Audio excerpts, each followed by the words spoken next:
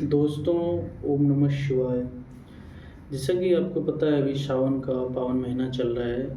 इस महीने में जो हमारे यहाँ पर बिहार और झारखंड में जो बाबा वैद्यनाथ मंदिर है, जो क्या रावण के द्वारा स्थापित किया गया। इसकी पौराणिक कथा के अनुसार जब कैलाश में जो हिमालय पर जो है रावण ने घोर तपस्या करी और 9 अपने सर को समर्पित किया। तो फिर 10वां सर समर्पित कर रहा था तो भगवान भोलेनाथ खुश हुए और उनको वरदान दिया कि ठीक है, हम तुम्हारे साथ चलते हैं, और जाने के लिए तैयार हुए। और जाने के क्रम में फिर ये पौराणिक कथा तो ये है कि भगवान विष्णु या श्री गणेश जी ने वो शिव का लिंग जो है उन अपने पास रखा और उनको लघु शंका आई। तो वो लघु शंका करने के लिए बैठा, उन्होंने आवाज़ दी कि भाई आ जाओ आ जाओ, बहुत भारी है बहुत भारी है। तो उन्होंने स्थापित कर दिया। वापस जब रावण आया उसको उठाने की कोशिश करी, क्योंकि भगवान शिव ने कहा था कि भाई मुझे अगर ज़मीन पर तुमने रख दिया तो भाई मैं फिर तुम कितना भी कोशिश कर लो, कितना भी ताकत लगा लो, फिर मैं नहीं उठूँगा। तो रावण ने गुस्से से अपना अंगूठा दबा दिया। तो वो अभी भी उसका जो है मतलब जो शिवलिंग है उस पर अंगूठे के निशान होते हुए, और अभी जो शिवलिंग है और जो रावण के द्वारा स्थापित किया गया था वो डिफरेंट है। क्योंकि वो क्या होता है, घिसते घिसते लोग क्या ऐसे घिसते हैं ना शिवलिंग को, तो वो घिसते घिसते पूरा घिस गया। तो उसके ऊपर हर साल 5 साल 2 साल में क्या नया शिवलिंग उस पर स्थापित कर दिया जाता है। क्योंकि वो पत्थर है, वो घिसते घिसते शिव समाप्त हो जाते हैं। शिव का जो वो लिंग होता है वो धीरे धीरे घिस जाता है पूरा। तो उससे क्या होता है, कुछ एक्सीडेंट वगैरह हो जाते हैं। तो इसके लिए उसको, कुछ लोगों की मृत्यु भी हो जाती है कभी कभी, तो इसके लिए उसको बंद कर दिया जाता है। तो दरअसल बात ये है कि जो शिव है, ठीक है, तो हमारे यहाँ शिव को सावन में ही जल क्यों अर्पित किया जाता है, इसके पीछे भी पौराणिक कथा है कि जो जो जो हमारा जो समुद्र मंथन के दौरान जो हमारे बांका स्थित जो मंदार पर्वत है उसको लाया गया था, उस पर आज भी नाग की फांस दिखती है, ठीक है। तो उसके द्वारा समुद्र मंथन किया गया। एक तरफ राक्षस लोग थे, एक तरफ देवता लोग थे। तो उन्होंने समुद्र मंथन किया और ये विष मिला। विष शिव जी ने पिया। वो तो विष शरीर में उतर ही रहा था, तो जो माता पार्वती उन्होंने रोक दिया, ठीक है। तो अभी क्या होता है कि ये जो शिव को जलाभिषेक करते हैं तो उससे जो विष का जो असर होता है थोड़ा कम होता है सावन में। और दूसरा क्या होता है कि जो सावन में क्या है कि अब कह सकते हैं कि सावन का एक और भी है लॉजिक, कि जो हमारे जो विष्णु भगवान है वो क्षीर निद्रा में चले जाते हैं, ठीक है। तो जो 1 महीने का जो समय होता है वो शिव जी संभालते हैं, ठीक है। और तो वो शिव जी को तो आपको पता ही हो, बहुत भोले हैं, ठीक है। और उन्होंने उनके यहाँ क्या है कि सारी फैमिली जो है जो जितनी शिव फैमिली है वो पूरे ऑल ओवर वर्ल्ड के पूरे दुनिया ही समझिए आप, ये लोग चलाते हैं, शिव फैमिली ही चलाती है। आपको देख लीजिए आप गणपति जी बैठते तो एक छोटे से चूहे पर, लेकिन मतलब कुछ भी ऐसा जो नहीं है वो उनके पूजा से के बिना सफल नहीं हो सकता। कुछ भी हो जाए, आप कुछ भी कर रहे हो, कुछ भी कोई भी कार्यक्रम कर लो, गणपति जी को एक मतलब प्रथम पूज्य का आशीर्वाद मिला हुआ है, ठीक है।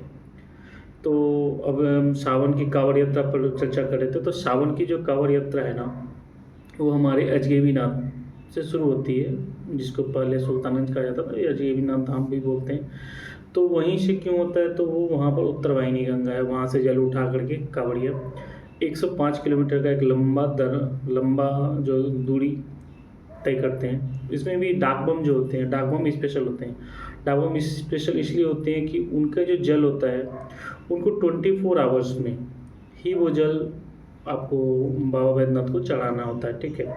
जो कोई हम उनको कामना लिंग भी बोलते हैं। और जो अपनी माता पार्वती है, जो कि अपना ये क्या बोलते हैं, अग्नि में जो भस्म हुई थी, तो उनका जो हृदय है वो भी वहाँ गिरा हुआ है। तो वहाँ पर दोनों सती भी, मतलब क्या बोलते हैं आप, सती जी माता का भी और जो शिव जी हैं उनका मिलन भी स्तर है वहाँ पर, ठीक है। तो वहाँ पर एक बहुत बड़ा मंदिर बनाया है इन लोगों ने, ठीक है। तो वो एक डाक बम जो होता है, डाक बम का तो आपको बताया ही कि उनको 24 आवर्स में पहले ना तो आप मल त्याग कर सकते हैं ना मूत्र त्याग कर सकते हैं, ठीक है। और आपको आप वो लोग एक छड़ी लेके चलते हैं रात्रि के लिए टॉर्च लेके चलते हैं और पाउच रखते हैं ताकि उनका पैसा हो, जो भी डॉक्यूमेंट्स, मोबाइल हो, वो गीला ना हो, ठीक है। और रास्ते में इन दिनों क्या होती है, बाढ़ वगैरह भी आया रहता है, पानी, बहुत सारी नदियाँ, जैसे आपका जिलेबिया मोड़ के पास जो नदी है उसमें पानी उफनती हुई आती है, पानी कमर तक हो जाता है, तो उसमें पार करना होता है। तो आपके पास सारी सुविधाएं होना चाहिए। और उनको वो ऐसा नहीं है,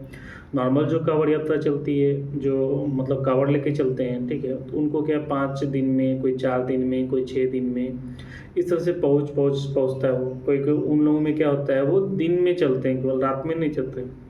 रात में क्या करते हैं, वो आराम करते हैं। बस कांवड़ का हमारे इधर क्या होता है, कांवड़ के लिए हम लोगों ने स्टैंड बनवा के रखते हैं, तो उस पर कांवड़ पर रख देते हैं और रात्रि विश्राम करते हैं। और जगह जगह पर उधर कैंप चलते रहते हैं, खाने के लिए, मनोरंजन के लिए। तो आप वहाँ पर जाइए, एंजॉय कीजिए, ठीक है। उसके बाद वो वहाँ से फिर स्नान करके, फिर अगरबत्ती वगैरह लगा करके, धूप वूप दिखा करके, फिर कांवड़ यात्रा को फिर से शुरू करते हैं। तो उनका कोई टारगेट नहीं होता, वो 4-5 दिन में आराम से पहुँचते हैं। और ये डाक बम वाले को तो आपको बताया है, इनको तो 24 आवर्स में जल डालना ही डालना है। और अगर बाय द वे इनका मूवमेंट अगर रुकता है बॉडी का, जैसे उनका पैर का मूवमेंट है, या फिर जल मान के चलो वो कोई गिर गया, तो वो भी जल अछूत माना जाएगा।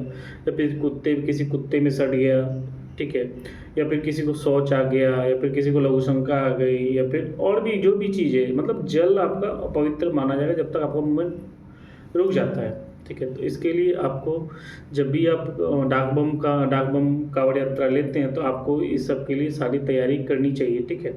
उसके बाद जब आप ये सब चीज़ों से अगर लगता है कि आप ये कर सकते हो, और डाक बम इतना आसान नहीं है, कठिन है, लेकिन बोलते हैं ना कि आस्था की पराकाष्ठा है। आस्था एक, जो बोलते हैं ना सबसे ऊपर लेवल का, उसको बोलते हैं डाक बम। मतलब 24 घंटे में 105 किलोमीटर, कोई वो नहीं है, दाल भात का कोड नहीं है कि बस खाना शुरू कर दिया। एक, जब वो वहाँ पर जल चढ़ा के जब निकलते हैं ना, तो आपको एहसास होगा, किसी के पैर सूज जाते हैं, ठीक है, कोई चल नहीं पा रहा होता, वो डंडा लेकर के चलता है धीरे धीरे बेचारा, ठीक है। तो ये प्रकाष्ठा है। और दूसरा क्या है कि आपके मन में कितना श्रद्धा है, विश्वास।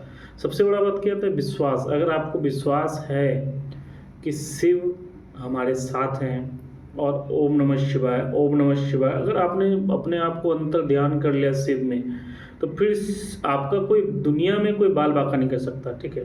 तो उसमें क्या होता है, कुछ लोगों में त्रुटि रह जाती है। कुछ लोग क्या, आधा शिव को सब फॉलो करते हैं, आधा घर को फॉलो करते हैं, कोई बीवी को फॉलो कर रहा है, कोई गर्लफ्रेंड को फॉलो कर रहा है।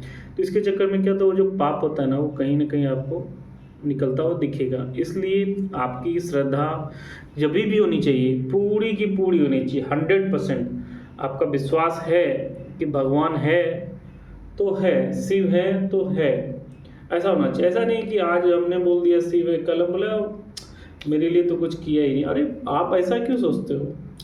आपको इतनी बड़ी शरीर दे दिया भगवान ने, इतना बड़ा शरीर दिया है, और आपके पास हाथ हैं, पैर है, सब कुछ दिया है, माँ बाप है, एक छोटा सा परिवार है, समाज है, तो आप कुछ कर सकते हो ना। अभी क्या हर चीज़ क्या भगवान ही आपको देगा क्या? आप क्या करोगे फिर?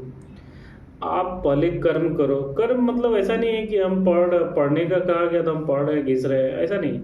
आप अच्छे कर्म करो, ठीक है। भगवान ये नहीं बोल रहा कि भैया तुम हमारे यहाँ जल डालने के लिए आओ, वो ऐसा नहीं बोल रहे।